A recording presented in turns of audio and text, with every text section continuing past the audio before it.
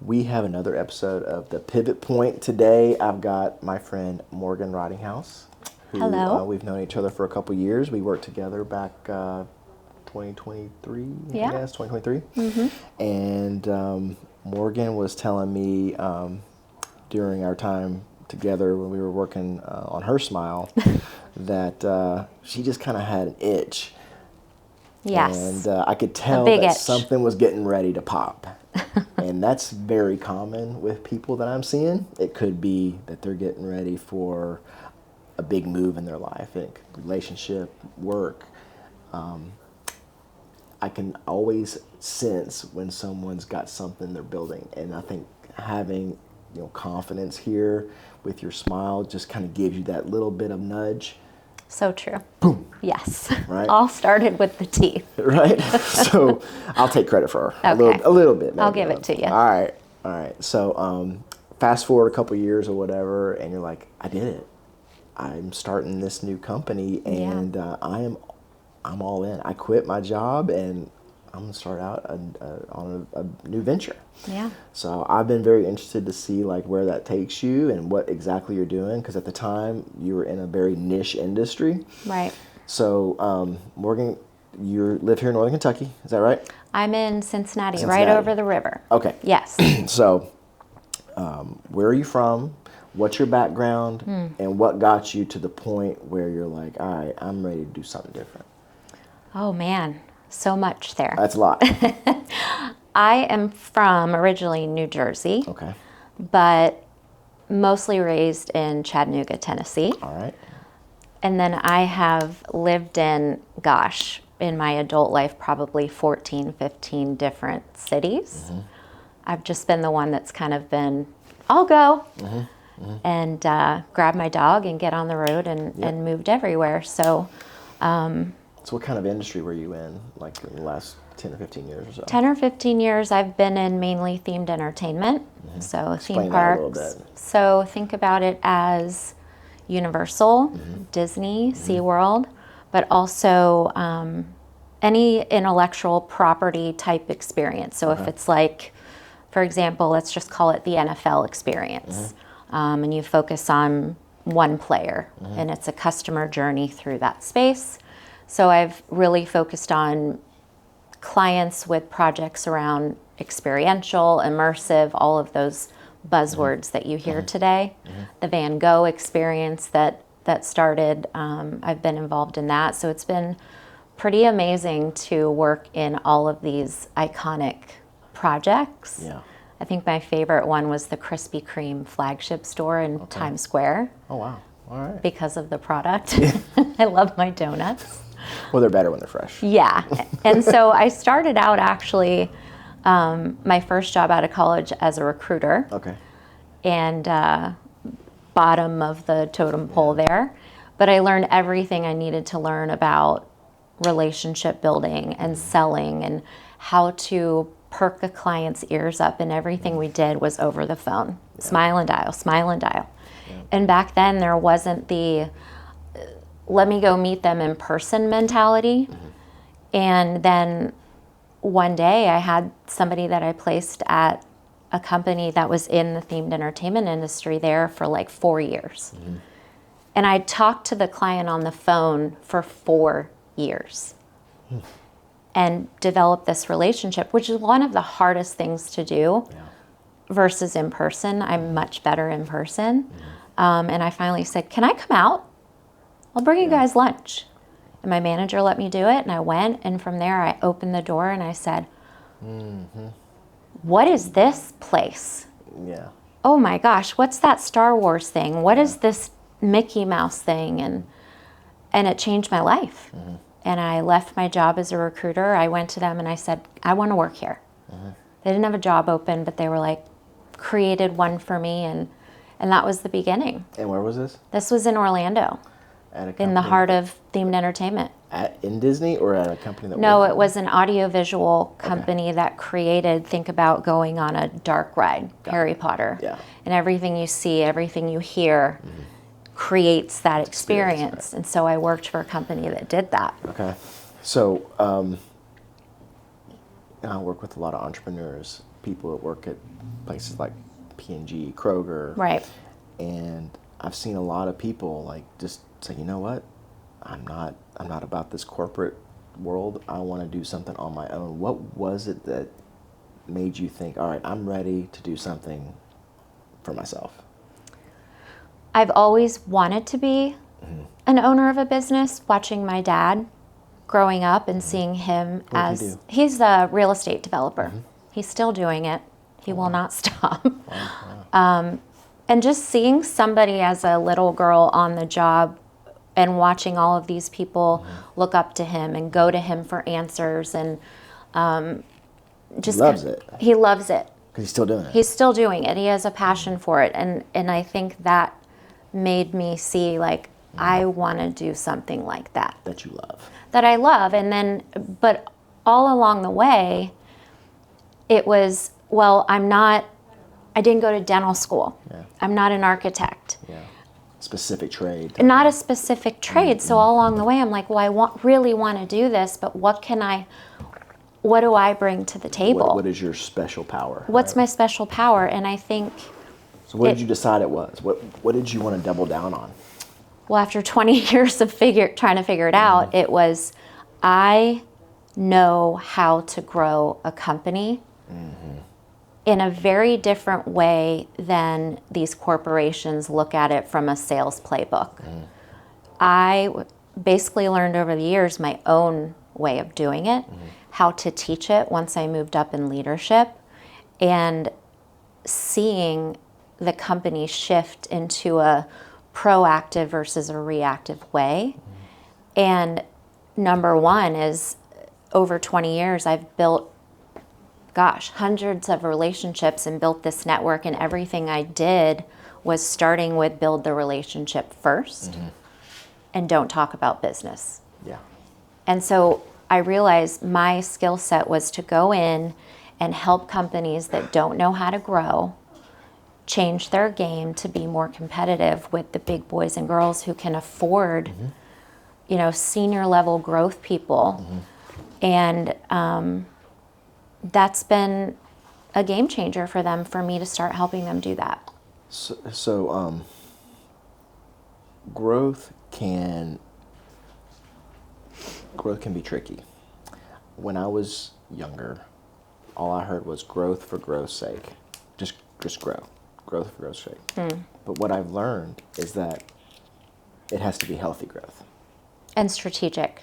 Very strategic. What would you tell someone, or what questions would you ask someone if they came to you and said, look, I'm ready to scale? They might not exactly know what that looks like. Or know what that means. Exactly. So Yeah. what questions would you ask them? Say, all right, so are you ready for this? How would you know that? First question, why? Why? Tell me why that is, and where are you in your company today? What makes you think you can grow? Where are the places that you want to grow? It's the 5 W's: who, what, where, when, why. And the majority of the time, when you push back on that, they don't have the answers. They don't know why. Usually it stems from more revenue means Money. more income, right? It's all money. That doesn't always happen that way. No. Can you speak a little bit of that? Have you seen instances where you're like, I don't know if you're ready for that yet? Yes. I have realized that through some of my coaching with owners, because they want to grow, but they're not in the mindset yet because they don't understand. I always ask, well, do you have a plan?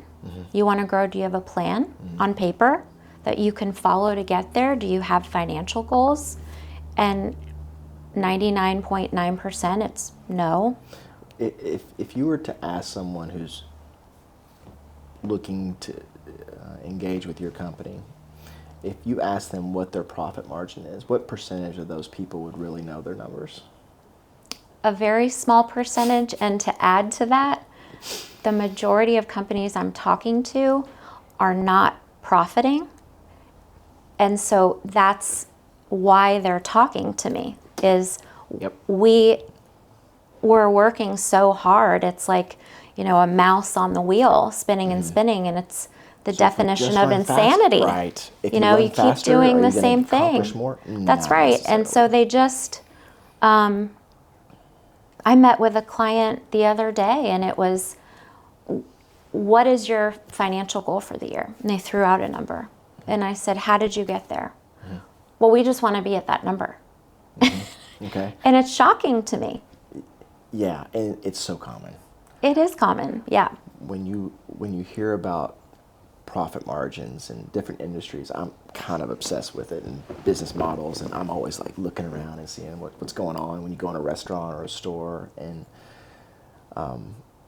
you hear like the grocery stores and restaurants that the margin's so low. You're like, oh my gosh, all these people, all this commotion, and what happens if it snows? You know? Yeah. Look at COVID. Exactly. It kind of whittled out the weaker players, didn't it? It did. So if I could go back 15 years ago or so and talk to myself back then, I would have said, growth is not, busy doesn't always mean productive No. or profitable. No. Usually a growth phase includes a step back in profit. Have you seen that before?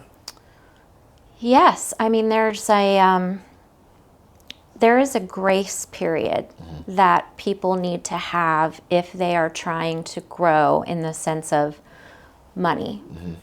And sometimes you have to shift the budget around. Sometimes you have to make deductions in your workforce because, to your point, those people are just busy, but are they accomplishing things that are driving revenue and ROI? And there's a grace period when you put a business development, or what I call relationship development plan in place. It's up to a year. It could be even longer. I worked with a company a couple of years ago where they were in the spot of, we don't know what to do kind of thing. Yeah. We think we should diversify into this because we're not making money over here. And they were in a sales mentality of go, go, go, go, go. It's just going to come to us, get right to the business. Yeah. And they hired somebody and they weren't winning. Because it takes time to build relationships and trust and the faith in following a plan. And a lot of people cannot take that step back and wait for the money to come in. And that's a hard thing to do with companies that aren't profiting. Yeah, I think you really have to look at your business and say, what is an ideal margin for us? Where are we now? Right. And if you're kind of struggling to make that margin, you're not ready for that, because there's just going to be more empty work. So I think it's really important to have a good understanding of the operation that you run, and see what that growth could look like. And maybe growth is not scaling in terms of volume. Maybe growth is niching out and diving deep. That's right.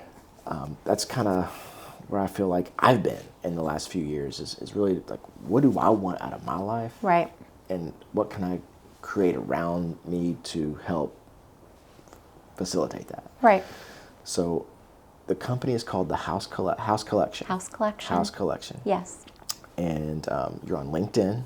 I am. On LinkedIn, We it's are. kind of your spot. It's a we now. We're developing our social media platforms in other places, I hear. Right? Working on it. Working on that. Yes. So your company has been around for how long now? Well, I started the LLC a couple years ago just to have some passion projects on the side to help out some companies, but officially launched last June. Okay. So still a startup. Yep. And now your husband is coming on board? Is that? My husband is coming on board right. beginning of March, which we're really excited about. So what are you going to talk about at dinner? We need to create some rules there. Yes. Yes, we've already talked about it. I think when you're going to go into business with your spouse or anyone in your family, you really have to dive deep into that. And we've talked, I have mentors, and we've talked to those mentors. We've talked to friends and family, and it can work. It can work, but you really have to try. Yeah. I think with any business partner. And your roles are different.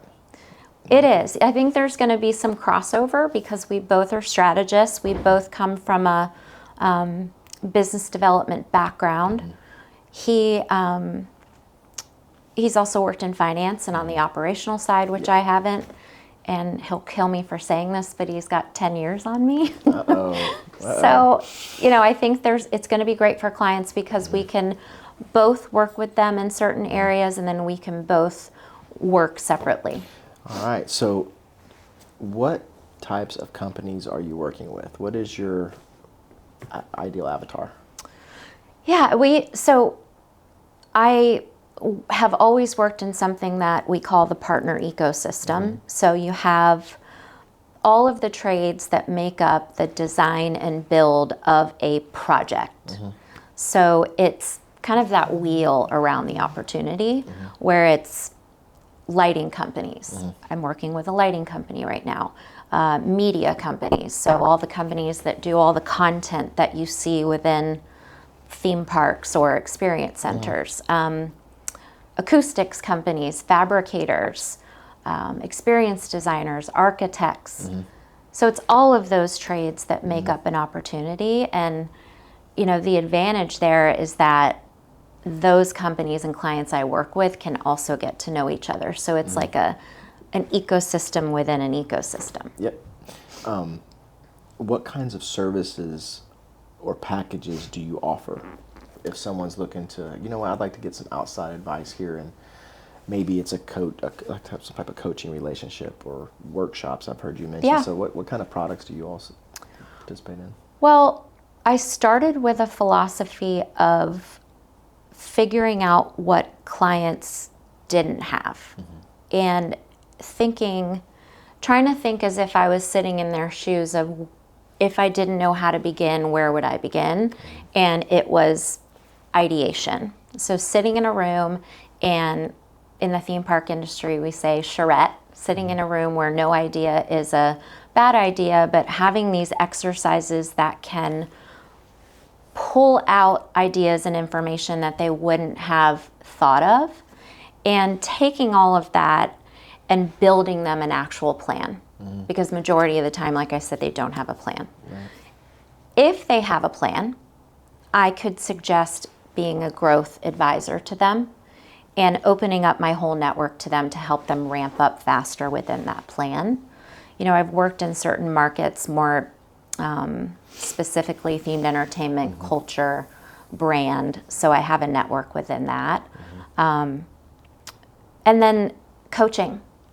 So it's really listening. Like somebody came to me about a month ago, and he was talking about his business and growth, and he wasn't succeeding, or he didn't understand why he wasn't getting clients. And just listening to him, it was, I'm not going to sell you on all of these other things. I'm not a salesperson. He needed coaching. He needed somebody to be his professional mentor and listener to get him to the point of figuring out what he actually needed to do with the company. So that's where we are. Cool. Yeah. So you can tailor it to whatever size Every company time. or whatever their need is. Every single time. And what would you see as a typical timeline when someone's working with you? Is it a year, or is it weeks, or what does that look like? It varies. The workshop is a 2-day, half-day workshop because we all know after 2 p.m. no one's paying attention and loses interest. Yeah. So that's 2 days, and I prep for that beforehand, and then it takes me about 45 days to build a pretty comprehensive plan. There's a lot of thought put into that. So it could be that short-term kind of one and done. The advisory, since I'm just starting out and testing the waters, I do a minimum 6-month commitment. That's good. You can't get a whole lot done in a month or two. No. And then they have the option, and we both decide. I think we were talking about this earlier, I also need to choose who I work with. And there has to be that chemistry there. Yeah. And thinking about, my biggest thing is, are you kind? Number one. It's not the business piece. It's, are you a kind person? Because at the end of the day, and you can probably agree, leaving that bigger corporate company where you work for people, you're forced into these relationships where it's very difficult to work with them. Yeah. And I would rather choose happiness over that. 100%. So Yeah. this seems to be more of a relationship-based type of Yes. relationship between you and your clients. It's Coaching, similar to what yeah. we do. I mean, Yeah. so this is not a transaction. No. This is something that I want to see you back every 6 months, and I want to make sure that I'm here to help support you. You know what I Yeah, mean? So, coaching's the same. It's 6 months because they've got to go through that process of figuring things out. And it takes, 1 to 2 months for us to get to know each other as people and then go forward. Sure. I'm really excited for you. I could tell you had something going on, and I just kept like, so how's that going? How's that going? And finally, like, guess what? I think you were one of the first people I told. Yeah, it was almost like, don't say anything. If you know anybody I work with, don't worry, I don't know anybody in your company. But it's kind of neat to see. I see people just be empowered. They become empowered by what we do. That's the with first them. thing I felt. It was freeing and empowerment. I had one of the guys from the team the other day say, I walk a little bit with a little bit different step now. I was like, not heard that one before, but I get it. Well, I wake see up it. different.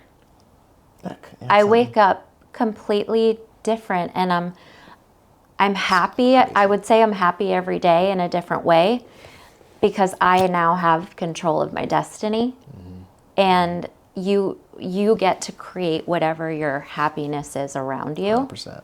Even like my routine in the morning has changed. Really? Oh, I meditate. I manifest. It's changed my whole thing. When you start learning about how high achievers, what their life is like, there's commonalities that you see. Yes. Yeah. And I see a lot of people doing this cold plunge. I see a lot of people doing this meditation thing, or what. I mean, it's like It works. There's something to it. I just finished the 5 a.m. Club book, and That means you have to get 5 I will tell you, this morning my dog woke up I looked at the clock, 5 a.m. and I opened my eyes and I'm like, He's figured you out. God, you're telling me something. Yeah. He's like, I'm Get on out the of bed. clock now. And I did. That's awesome. So I'm so excited for you. I can't Thank wait to see where you. this goes and who you're working with and what you can do for them. And just like I feel like I have a little bit of piece of me kind of going with my patients throughout their life and their experiences, and I'm helping them kind of overcome hurdles. That's the same way for you, I know, because you give your clients this special power that's going to just help them achieve, and you can look back and watch them grow and say, I knew it. But that's what makes you different. I can't say a lot of people have become friends with their dentist. Yeah. But it's what makes you different, and I Yeah. think me talking about how I build relationships, like we just became friends because we spent some time together with my teeth, and Well, it's kind of nerve-wracking. You have to let your guard down. yeah, And I tell people you have to be able to communicate with somebody. If you don't feel like you can communicate with your provider or with your coach or with your employee, it's not going to work. No. You have to feel like you can always ask questions and bring up concerns and not feel like you're going to be shamed for it. And there's someone for everybody. But my patient, the people I work with, I don't know, it's special. It's just different. It is. I feel like it's not for everybody, but cosmetics is tough work. There's the technical difficulty, Yeah. but there's the psychology, the management of behavior and stuff like that is the key to it. And that is something I didn't have when I was younger. I had developed that over time, and it takes time. the last thing that I'm figuring out is the whole business thing. So that's where you come in, right? So. Good luck. Well, you can see it when you walk in the office. everything you are doing and believe in trickles down to the team. Yeah. And culture is so important. Yeah, it's tough. It's really hard. I've seen it's very hard to scale. It is hard to scale that relationship based type of experience beyond yourself. It There's can a be done. balance. It can be done. There's a But, scale. Yeah. And most of the time people are like this or like it goes this. back and forth a little bit. Yeah. That's okay. That's Being life, like this is a very difficult thing to reach. for sure. So appreciate you coming in. Yeah, thank I like you. your shoes. Thank you. Nice job. Good luck. Thank you. You're very Appreciate welcome. it. All right, the Haus collection, and Morgan's here. She'll help you with any hurdle that you're facing. Hit that next plateau. Looking forward to seeing you work. Thanks so much. You got it. Thanks, guys.